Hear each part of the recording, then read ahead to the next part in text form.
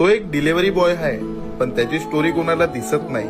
आपण फक्त ऑर्डर करतो, पण त्याचा दुःख त्यालाच कळतं. मित्रांनो, तापत्या उन्हात रस्त्यावर तो घामाने भिजत चालतो.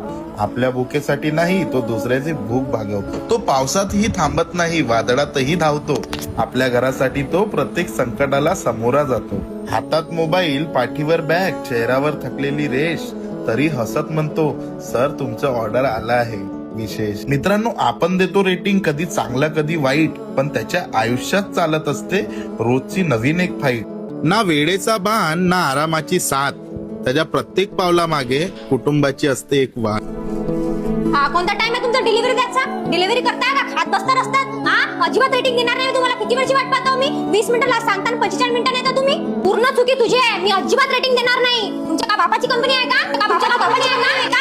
मॅडम, बापाची तर कंपनी नाही. जर तुम्हाला एवढीच भूक लागली होती तर 20 मिनिटं पहिले तुम्ही ऑर्डर करायचे होता ना. तुम्ही आजच्या ह्याच्यात एम्ब्युलन्स बोलवाल तर 20 मिनिटाच्या अंदर नाहीत. तुम्ही आजच्या ह्याच्यात पोलीस बोलवाल तर 20 मिनिटाच्या अंदर नाहीत. तुम्ही असे काऊन एक्सपेक्टेशन ठेवून राहिले का 20 मिनिटात आम्ही तुम्हाला ऑर्डर दिलं पाहिजे म्हणून? तुम्हाला तर माहिती आहे रोडवर सिग्नल किती 10 सिग्नल आहे. प्रत्येक सिग्नलवर 1-1 मिनिटाचे सिग्नल लागते. 10 मिनिटं त्याच्यात चालले जाते. आपल्या देशाचा रोड माहिती आहे तुम्हाला कसा आहे? एवढे गड्डे आहे, मायबीन येतात 20-30 मिनिटं त्याच्यात चालले जाते. तुम्ही म्हणता का आमची चुकी आहे, आमची चुकी आहे. आमची काय चुकी आहे? रोडावर आता तुम्हाला खाले भेटून राहिलं गरम गरम, तवा बी आमची चुकी आहे. आमची काय चुकी आहे? सांगा ना आमची काय चुकी आहे? सांगा ना. आमची चुकी आहे मॅडम. पुढच्या वेळेस जर 20 मिनिटाच्या अंदर ऑर्डर आला तर माझे तुकडे तुकडे करून द्या. चल निघ लवकर.